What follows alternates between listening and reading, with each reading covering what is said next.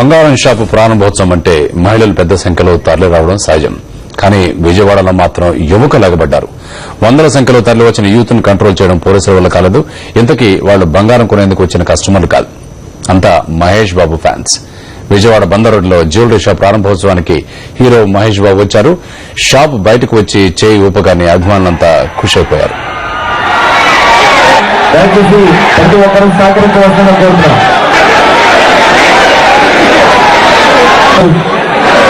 మొదటి కొనుగోలు చేసినటువంటి వారు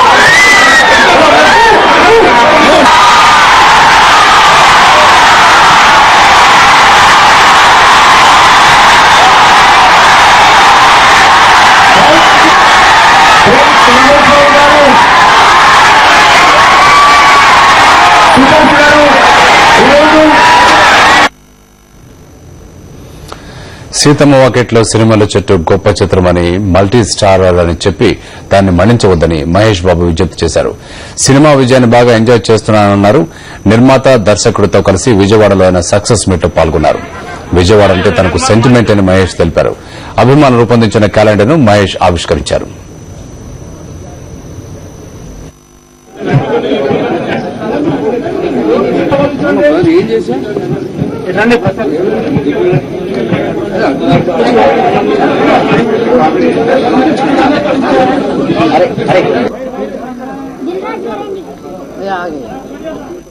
ఈ సినిమాకి నిజంగా ఏం మాట్లాడాలో నాకు తెలియట్లేదండి, మాటలు రావట్లేదు. ఒక మంచి సినిమాని రిసీవ్ చేసుకుని బ్లాక్ బస్టర్ చేసినందుకు hats off to the Telugu film audience. నేను గాని, రాజు గారు గాని, శ్రీకాంత్ గారు గాని, వెంకటేష్ గారు గాని మేము మంచి సినిమా చేశామని నేను ఫీలింగ్ అయ్యాను అంతే. ఇది ఒక పెద్ద బ్లాక్ బస్టర్ అవుతుందని మేము ఎప్పుడు అనుకోలేదండి. బట్ ఈ రిజల్ట్ మాకు వచ్చినప్పుడు నిజంగా నాకు చెప్తున్నప్పుడు అప్పుడప్పుడు కళ్ళంటి నీళ్లు తిరుగుతూ ఉంటాయి.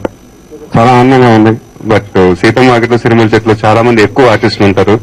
అండ్ ఎప్పుడు ఒక పెద్ద హీరో సినిమా చేసినప్పుడు దృష్టి బాగుంటుంది, ఇద్దరు పెద్ద హీరోలు చేసినప్పుడు దృష్టి డబుల్ గా ఉంటుంది. సో అందుకు 2-3 నెలలు డిలే అయింది. But still we are very very happy. Complaint చేయట్లేదు ఎవరు. నా కెరీర్ లో ఏమన్నా సేఫెస్ట్ ఫిల్మ్ నేను అనుకుంటే అది సీతమ్మ వాకిట్లో సినిమాలో చెట్టేది. ఇవాళ అందరూ పెద్ద హిట్ అయిపోయినాక మహేష్ బాబుకి ధైర్యం ఎక్కువ, గట్స్ ఎక్కువ, ఇలాంటి సినిమా ఒప్పుకున్నారు అని అన్నారు. బట్ నిజం చెప్పాలంటే నేను తీసుకున్న సేఫెస్ట్ డిసిషన్స్ ఈ సినిమా చేయటమేనండి. And today I'm very very happy with this film success.